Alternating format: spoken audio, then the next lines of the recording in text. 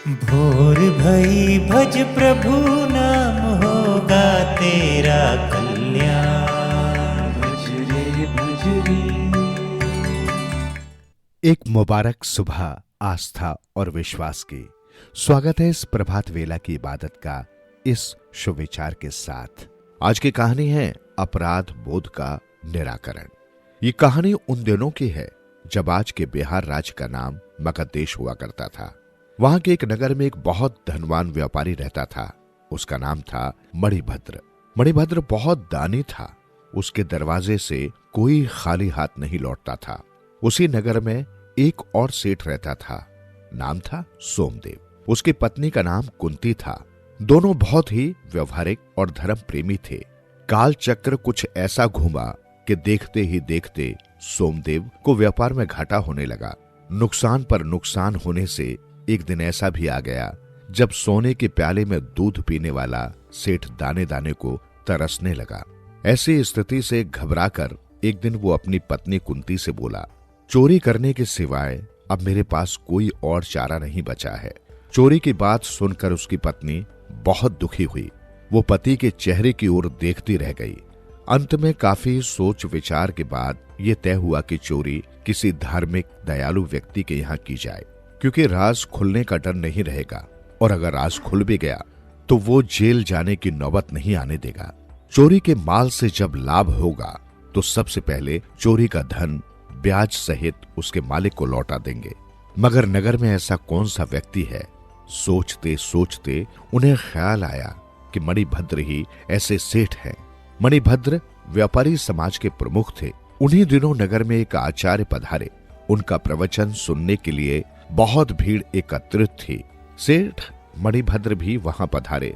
उन्होंने अपने ऊपरी वस्त्र उतारे और उन्हें अपनी बगल में रख दिया और आचार्य के सामने आसन पर बैठ गए। गले से कीमती हार निकाला और उसे कपड़ों के ऊपर रखकर आचार्य का व्याख्यान सुनने लगे। तभी सोमदेव भी वहां पहुंच गया और सेठ मणिभद्र के बगल में बैठ गया। उसकी नजर मणिभद्र के हार पर पड़ी तो उसका मन उसे पाने के लिए मचल उठा। पूरी सभा आचार्य जी के प्रवचन सुनने में मगन थी। मणिभद्र भाव विभोर हो रहे थे।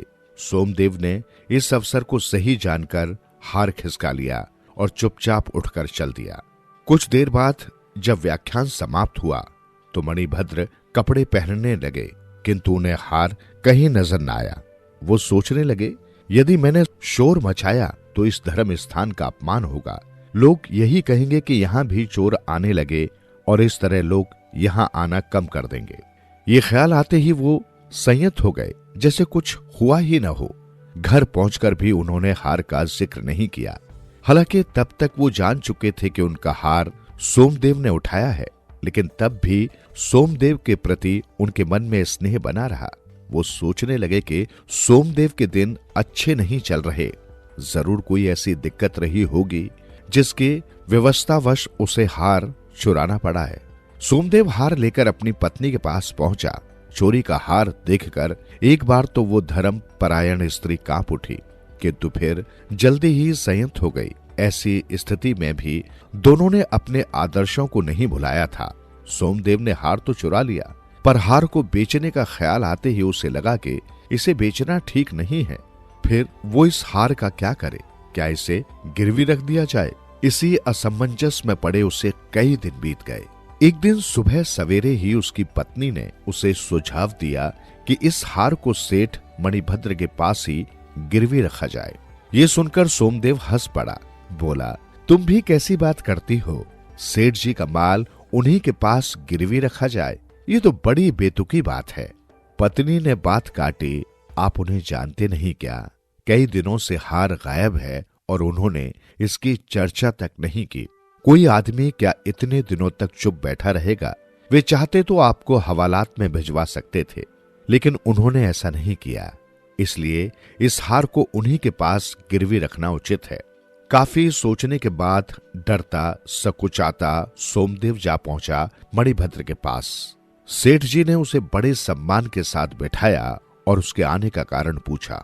सोमदेव ने बड़े संकोच से बताया, क्या कहूं सेठ जी, बड़ी मुसीबतों में घिर गया हूं। सारा धंधा चौपट हो गया है।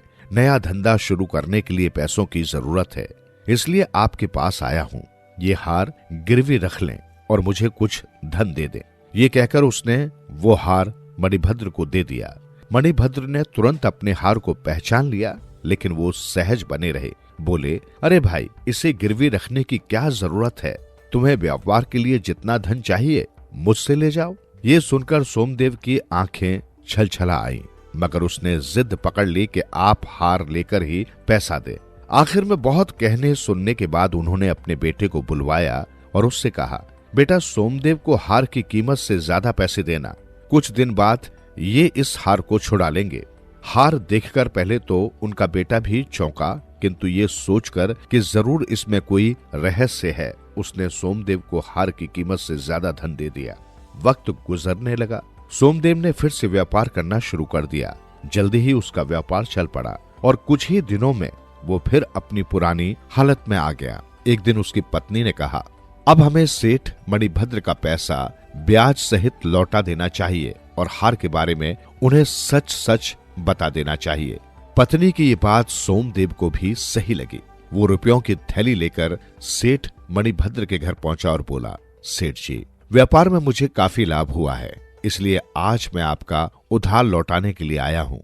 सेठ मणिभद्र ने उसकी पीठ पर स्नेह से हाथ फिराया और अपना दिया हुआ धन लेकर हार सोमदेव को दे दिया।